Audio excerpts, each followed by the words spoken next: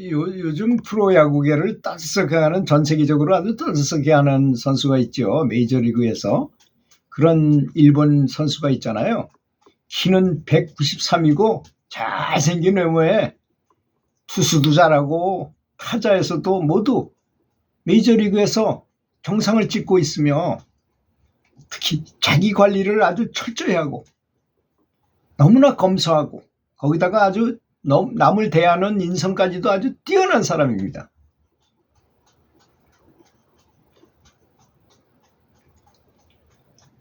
메이저리그에서도 벌써 100년에 한 번 나올까 말까 하는 선수라고 치켜 올리기는 그런 사람이죠. 우리도 다 알고 있는 사람이잖아요. 그것도 인물도 출중해서 만찢남, 만화를 찍고 나온 사람, 남자와 같은 이렇게 불리고 어디 하나 빠진 데가 없는 사람이라고 합니다. 얼마 전에는 또 부인을 맞았는데 그 부인도 또 농구선수 출신에 아주 굉장히 또 인성이 좋은 사람이라고 그래요. 그런 오타니는 현재 매년 800억이라 되는 돈을 번다고 하는데, 어머니에게 다 보내고 매달 100만 원씩 타가지고 그것으로 용돈을 쓰는데, 그것도 쓰지 않아 매일 저축을 한다는 거는, 100만 원 가지고도 그걸 아껴가지고 저축까지 한다는 것입니다. 근데 더 놀라운 것은 그렇게 매년 800억을 번다고 하는 그런 사람이, 그의 어머니는 아직도 예전같이 파트타임 알바를 그대로 하고 있고, 아버지는 공장에 다니는 근로자 노릇을 그대로 하고 있다는 것입니다. 요즘 우리나라 같은데 아들이 가수가 되면 그 돈 가지고 이러저러다 하다 서로 싸우고 법정 투쟁까지 하고 막 이런 난리 법석이고, 친척들은 어떻게 하면 좀 거기 좀 얻어먹을까 해가지고 굉장히 달라붙고 그렇잖아요.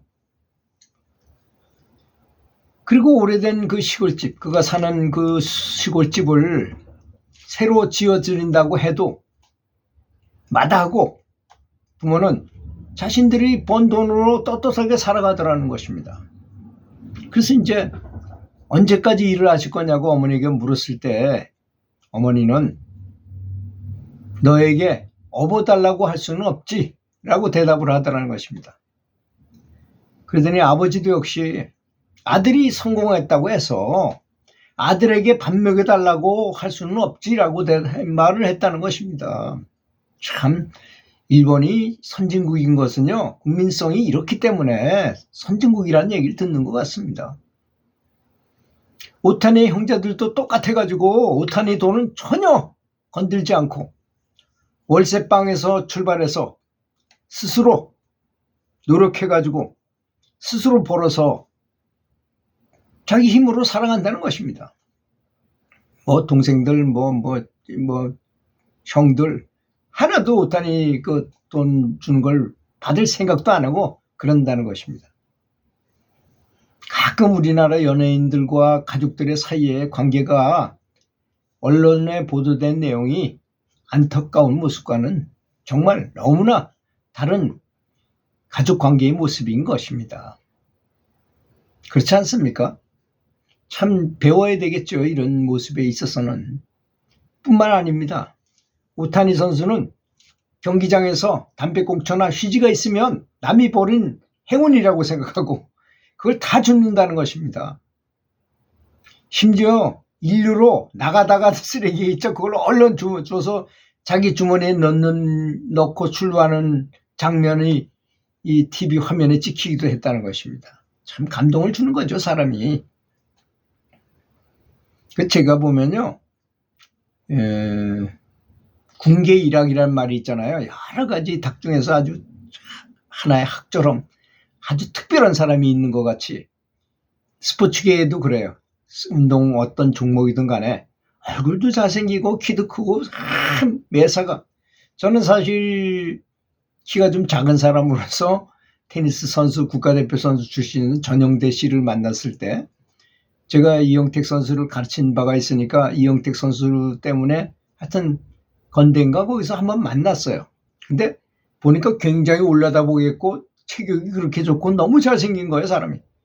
같은 남자가 보더라도 야, 저 사람 정말 잘생기고 참 멋진 사람이구나 하는 걸 이렇게 느꼈던 적이 있습니다.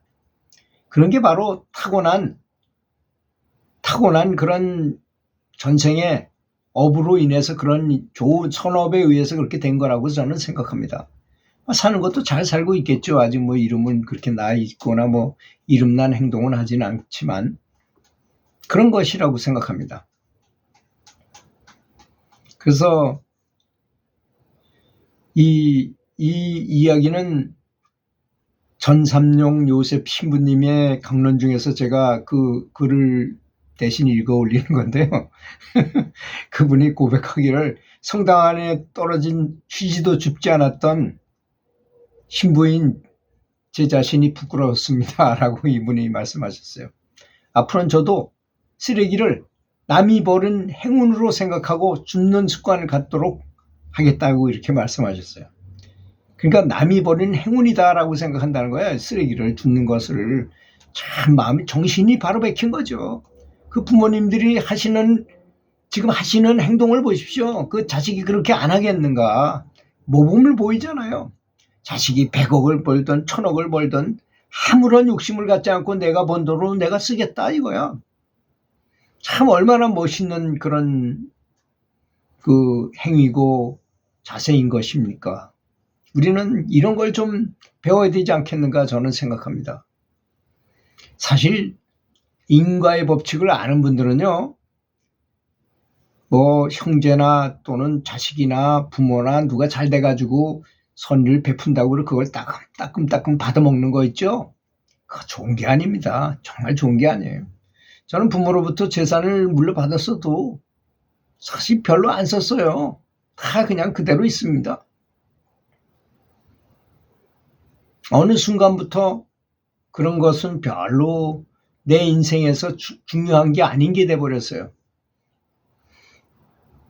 그거보다 더 중요한 것이 있다는 것을 깨달았기 때문에 그런 것은 중요치 않게 여기게 되더라고요. 물론 제 자식한테 그대로 뭐 그 유산으로 넘어갈지 그런 건 모르겠지만 참 의미가 없는 것이다 이런 생각을 많이 하게 되더라고요. 그런 면에 있어서는. 그래서 외국인 특히 일본인이긴 하지만 오타니 선수와 가족들의 인성과 생각 그리고 생활 방식 그리고 가족관계 그 사람들의 가족관계 정말 우리가 배울 만한 선진의식 아니겠습니까? 그렇지 않습니까 여러분? 우리 모두 서로 배려하고 사랑하고 그리고 베품으로 살아가자는 것입니다. 그게 바로 인과의 법칙인 것입니다. 인과의 법칙을 딱 알게 되는 순간에 절대로 돈을 허투루 못 쓰고 물 한 방울도 사실 그렇잖아요. 내가 목욕탕에 가거나 뭐 내가 호텔에 들어가서 호텔에서 물을 내가 적게 쓰든지 많이 쓰든지 무슨 상관이 있는가 이렇게 생각하지만 인과의 범천망이라는 그 망은 모든 걸 다 기록합니다. 내가 하는 행동에 있어서 내가 만약에 필요 이상으로 많이 쓰게 되면 거기에 대한 벌을 엄격하게 적용한다는 사실을 알아야 됩니다. 그래서 아는 사람은 그렇게 행동하는 거죠. 저는 저희 아버님이 그렇게 물건을 아끼고 돈을 아껴 쓰는 걸 보고 별로 안 좋게 생각했지만 제가 나이 들어서 지금 생각해 보니까 아버님이 아주 잘하시었다는 것을 느낄 수 있어요. 지금은 완벽하게 그 이해가 갑니다. 인과의 법칙을 이해하셨기 때문에. 저희 아버님은 비록 초등학교도 안 나오셨어요. 근데 뭐 그 한글 쓰는 건 당연하고 삼국지 한문으로 된 삼국지를 읽으실 정도였고 장사꾼이었으니까 계산은 잘하시고 또 보고 듣고 느끼는 것으로 공부를 엄청나게 했었어요. 우리는 이렇게 생각해요. 책을 보고 뭘 공부해야만 공부하는 걸로 생각을 해요. 근데 징기스칸 같은 사람들 보면 그날에는 문자 자체가 없었어요. 그런데 징기스칸이 똑똑하지 않습니까? 징기스칸의 한 행동을 보면 정말로 뭐 타의 추종을 불허할 정도로 천년에 한 번 1세기 동안에 가장 리더십이 뛰어난 사람으로 칭기스칸이 뽑히잖아요. 그러니까 공부라는 것은 꼭 문자로 된 교과서를 보고 하는 것이 아니라 보고 듣고 느끼고 깨닫는 것으로도 공부가 충분히 된다는 걸 의미하는 거죠. 지혜를 얻기 위해서 연구를 하고 자비심을 얻기 위해서 연구를 한다면 모든 게 다 해결되리라고 믿습니다. 들어주셔서 감사합니다.